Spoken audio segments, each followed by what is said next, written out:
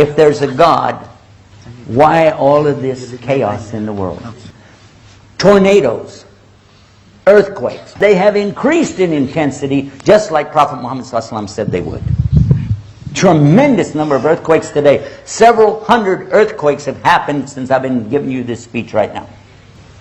Along with that, pestilence, violence, wars, occupations, and family abuse.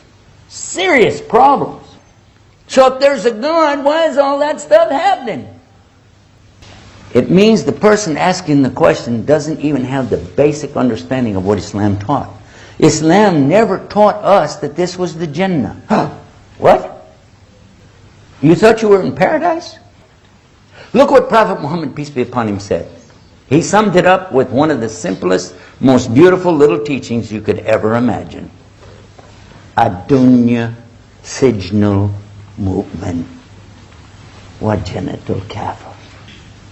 This material existence that we're in, called hayat dunya, life of this world, is a prison to a true believer. But it's the only paradise to a disbeliever. He narrowed it down to two things: believers and disbelievers. We know as believers that this is the hardest thing we're going to go through. Because when this is over, that's it. It's done. You're not going to be put in any more tests. But you start seeing the results of the tests. You know how that goes. But for the disbeliever, this is their paradise.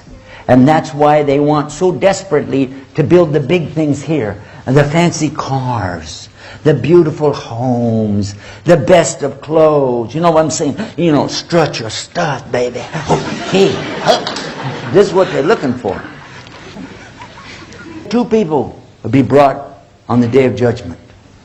One of them, he had everything he asked for in this life. Even to the extent when he was dying, he wanted a feast set before him, and he got it. The other person, he didn't get anything he asked for. Even to the extent when he was about to die, all he asked for was just a drink of water. And he didn't even get that. Now on the Day of Judgment, the one who had everything, he would be pushed into the hellfire. Like you put a needle in something and pull it out. Just in that instant. Whoop, whoop. He would be asked, remember, he had everything. In your whole life, did you ever see any good? He'd say, well, Lord, in my whole life, I never saw anything good.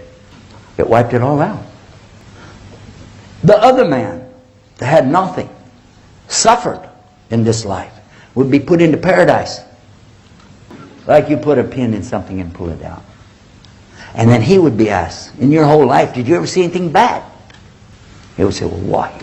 In my whole life, I never saw anything bad. No hardships. So why this guy who had everything has to go to hell, and why the other guy goes to paradise? Nobody is perfectly good, and nobody's perfectly bad. The man who had everything in this life, actually he was a very bad person. Allah hated him.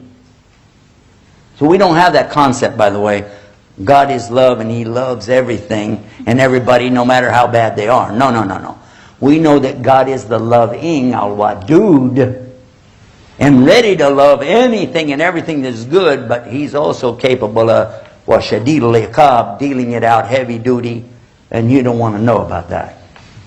So this man who Allah hated, who had done so many monstrously bad things to people, yet he did some good deeds. So Allah paid him in this life for his good deeds. So he would not even smell the paradise. That he could be thrown directly right straight into hell. The other man, this gentleman, actually was very good. And Allah loved him. But he did some bad things. He made some mistakes. But because Allah doesn't want him to even smell the hellfire, not even for a nanosecond, so Allah let him have his punishment here in this dunya so that he could go straight into the paradise. Stop and think about it. Doesn't that make sense? Doesn't there really need to be a day of judgment? Because otherwise, how could any of us look at the things that are going on around us again and again and again and see how the tyrants and the aggressors and the oppressors throughout history again and again and again, not only do they win these battles and wars, but they go away with all the spoils of wars.